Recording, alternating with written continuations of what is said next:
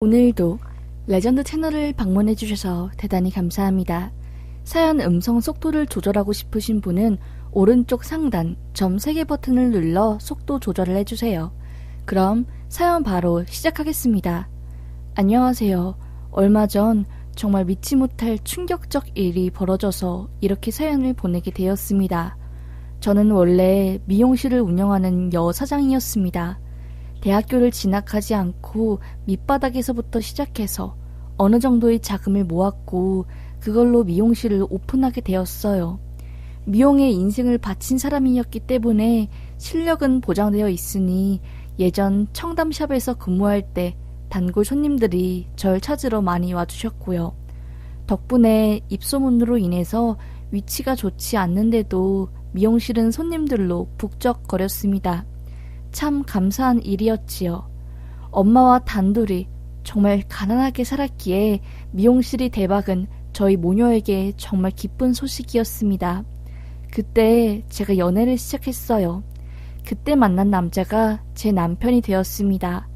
그 남자는 저와 달리 대학에 진학해서 나름 괜찮은 기업을 다니고 있었습니다. 원래는 손님과 디자이너로 만났다가 어느 정도 말이 통하고 자주 만나다 보니까 마음이 가더군요. 남자의 적극적인 대시로 조심스럽게 연애를 시작했고 나이도 나이일인지라 그렇게 결혼까지 꼴이 나게 되었어요. 어느 정도 자금의 여유가 있었던 제가 집을 해왔습니다. 그런데 전 결혼으로 인해서 일이 안 풀린 케이스입니다. 결혼하자마자 정말 귀신같이 몸에 병이 나더라고요. 손가락 관절을 움직일 수가 없는 겁니다. 가위질하고 미용하고 펌하는 과정에서 수천만 번의 손가락을 사용했더니 전부 다 닳아버린 거였지요. 이걸 어쩌면 좋나 싶었습니다.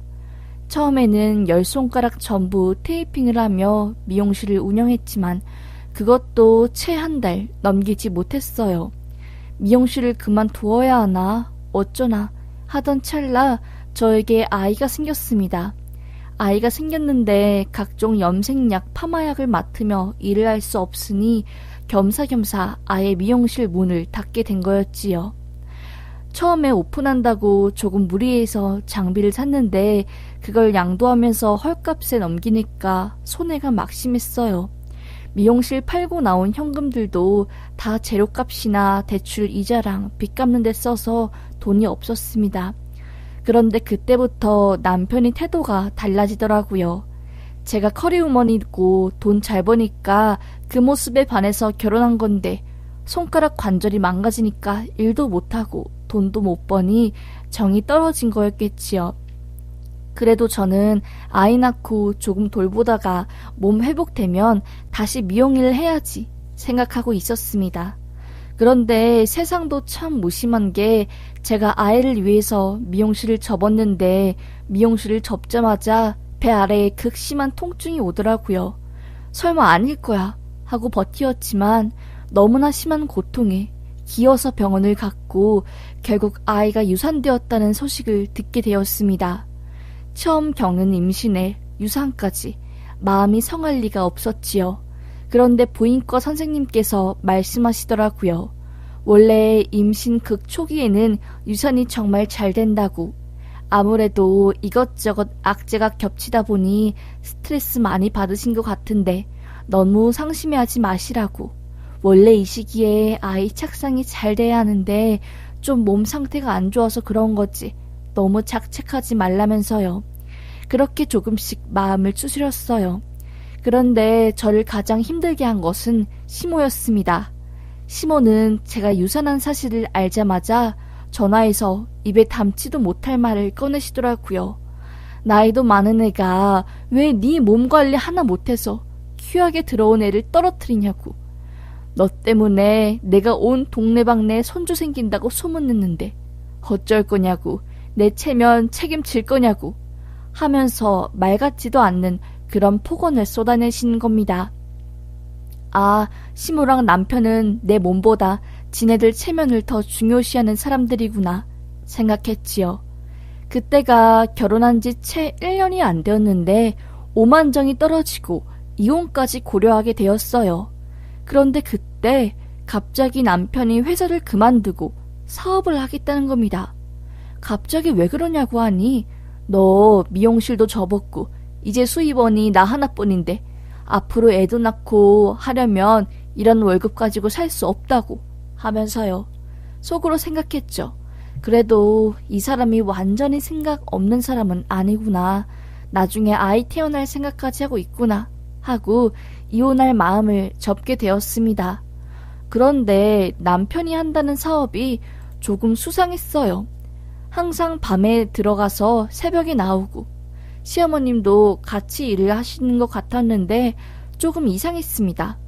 그리고는 사업한 지 2달도 안 되어 현금 다발을 턱턱 들고 와서 마음껏 쓰라고 하대요.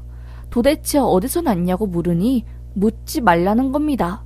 그냥 내 남편이 이렇게 잘 나가는구나 생각하라고 하면서요. 솔직히 의심스러웠고 걱정되었습니다. 불법적인 일을 하면서 돈을 버는 것은 아닌가 싶었지요. 그런데 제 촉감은 틀리지 않더라고요.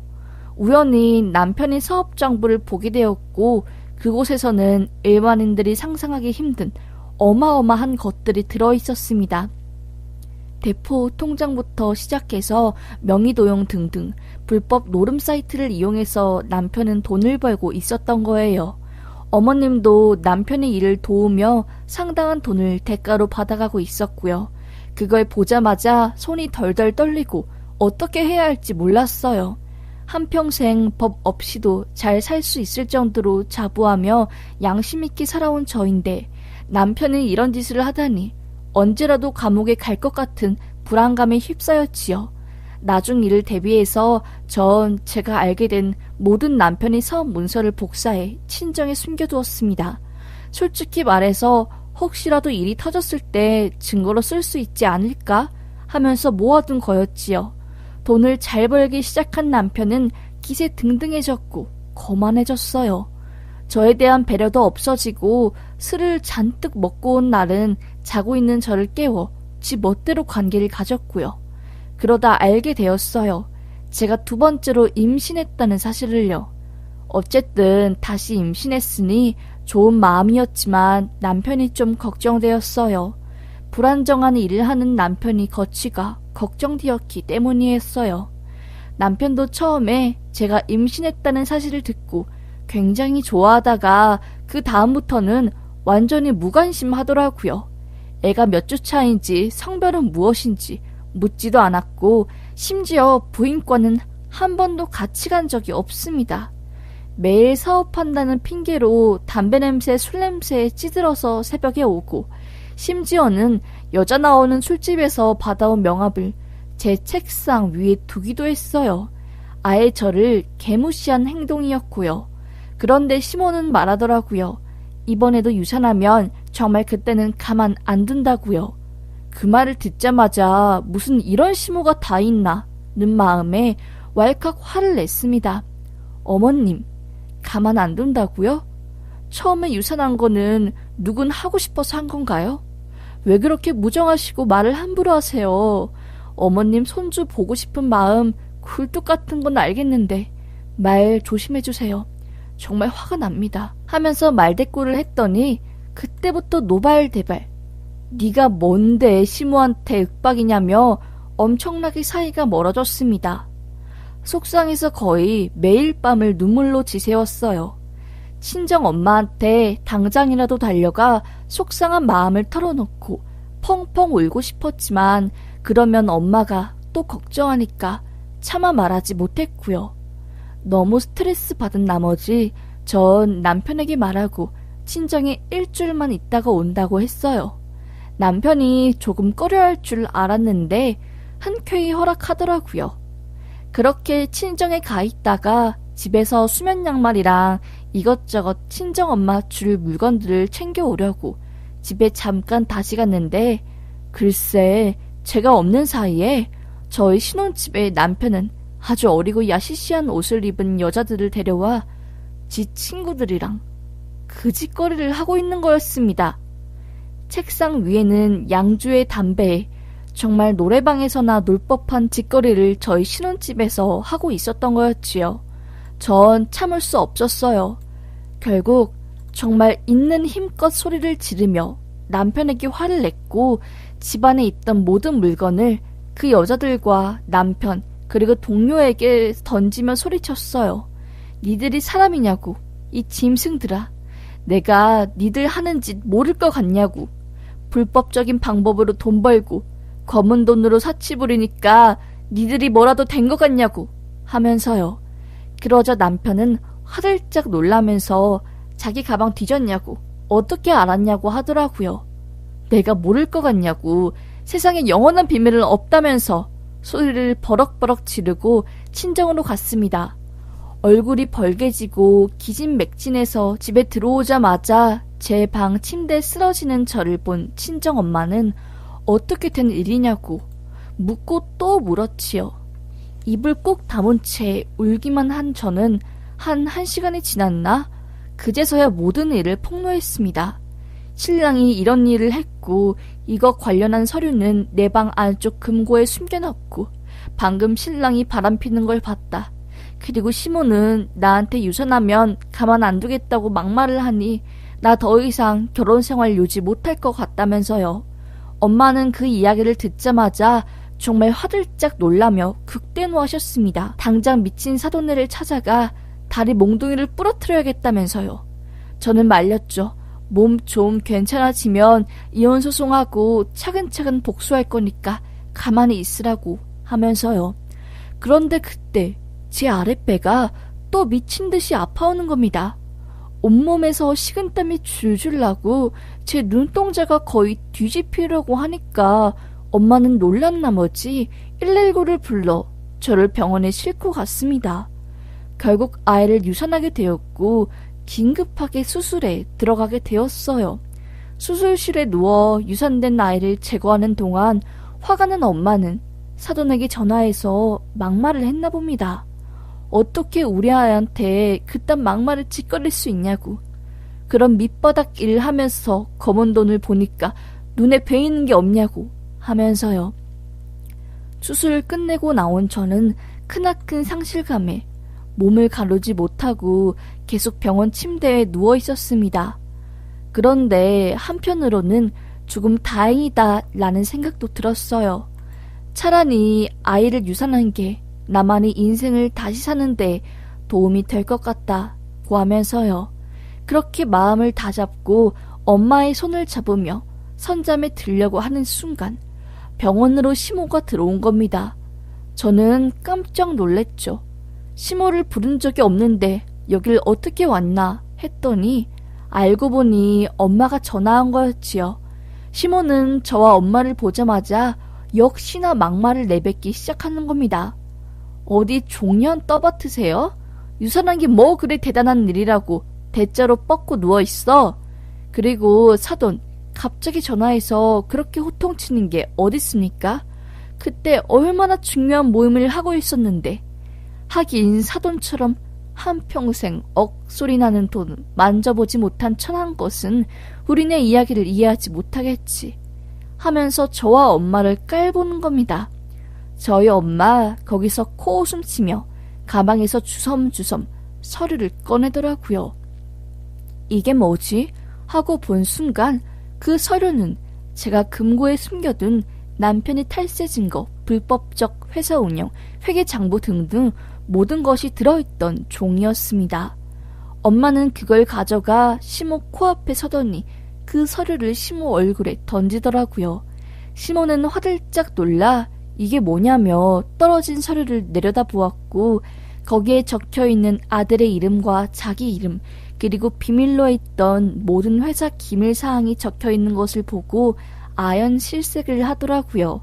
시모가 화가 나 엄마의 귓방망이를 때리려고 하는 순간 엄마는 시모의 팔목을 잡고 말했죠. 우리 딸 괴롭히고 날 무시한 대가 절대 만만치 않을 거라고. 불법 사이트 운영해서 번 돈 전부 압류되고 대포 통장 자료도 우리가 가지고 있으니 단 하나도 빼놓지 않고 지옥까지 따라가 검은 돈 싹 다 뺏을 거고 당신네들 콩밥 먹일 거니까 단단히 마음 부여잡으라면서요. 저와 엄마가 모르고 있었는 줄 알았던 시모는 얼굴이 거의 잿빛으로 변하며 입술을 부들부들 떨더라고요. 시모의 얼굴에 경련이 일어나는 것이 전부 보일 정도였습니다. 그리고는 갑자기 울음을 터뜨리며 다 거짓말이야 하면서 소리를 치다가 본인이 분에 못 이겨 뒤로 넘어가는 겁니다. 실신한 거였어요. 화들짝 놀란 저는 수화기를 들어 간호사를 호출했고 결국 시모는 병원 한켠에 입원하게 되었어요. 지 엄마 입원 소식을 듣고 온 남편은 저희 유산 소식에 한 번 놀라고 또 제가 엄청난 서류를 가지고 있는 사실에 2번 놀라 아무 말도 못하더라고요. 나중에는 적반하장으로 저에게 소리치는 겁니다. 당신 왜 남의 비밀을 캐고 다니냐면서요. 저는 말했죠. 넌 어떻게 와이프가 바람 현장을 목격하고 화를 내도 눈 하나 안 깜빡이고 집 나간 나를 뒤따라오지도 않니? 네가 그러고도 사람이야? 그 정도 배짱이면 어디 한번 감옥에서도 수감자 대상으로 배짱 부려봐. 그게 통하나? 네가 아무리 그딴 식으로 돈을 벌어도 세상은 사표의 규정이야. 결국엔 다 들통나고 바른 길을 이긴다고 하면서 저는 남편의 정강이를 차버렸습니다. 결국 전 퇴원 후 신혼집에 들어가 남편의 모든 물건을 시댁에 보냈고 제 물건도 친정에 보내서 집을 부동산에 내놓았고 남편이 회사 자료가 있는 것을 국세청 그리고 검찰에 넘겼네요. 신고 싹 다 했습니다. 그리고 이혼 소송에 민사소송까지 진행했고요. 결국 남편과 같이 함께 범행을 저지르는 사람들 전부 구속수사 받고 있고요. 시모는 구속되지 않았지만 계속 수사 때문에 불려다니고 있네요. 생각보다 빨리 이혼 소송이 마무리되었고 남편은 1심에서 범행으로 번 돈 모두 추징받고 징역형 선고받았네요. 그런데 뻔뻔스러운 남편은 형이 약하다고 항소를 했습니다. 참 딱했지요. 포송줄에 칭칭 묶여서 아주 감옥에서 제발 썩길 바라는 마음이었습니다. 소송과 유산으로 인해 제 몸은 다를 대로 달았거든요. 손가락 까딱하기 힘들 정도로 상태가 많이 안 좋아졌고 10년은 더 늙은 것처럼 얼굴이 푸석해졌지만 그래도 이렇게 소송 안 하면 평생 한이 될 것 같아서 모든 걸 걸고 소송을 치루었습니다. 몸은 힘들지만 그래도 마음은 편안해요. 왜 저는 남자 보는 눈이 없는지 이런 남자인 걸 알았다면 결혼하지 않았을 텐데요. 정말 이제는 사람 못 믿겠고 모든 사람이 가면을 쓴 것처럼 보입니다. 혹자는 제가 남자를 잘못 만난 대가라고 하는데 제가 알았으면 결혼했겠나요? 그 사람에게 묻고 싶네요. 당신은 사람 속까지 훤히 볼 수 있냐고요. 하여튼 이번 사건으로 마음도 몸도 모두 성치 않게 되었지만 엄마를 보고 다시 한번 일어나려고 합니다. 당분간은 손가락 재활치료, 촛물치료 열심히 해서 회복한 뒤에 다시 미용사로서의 삶으로 돌아가려고요. 그럼 사연 들어주셔서 감사합니다.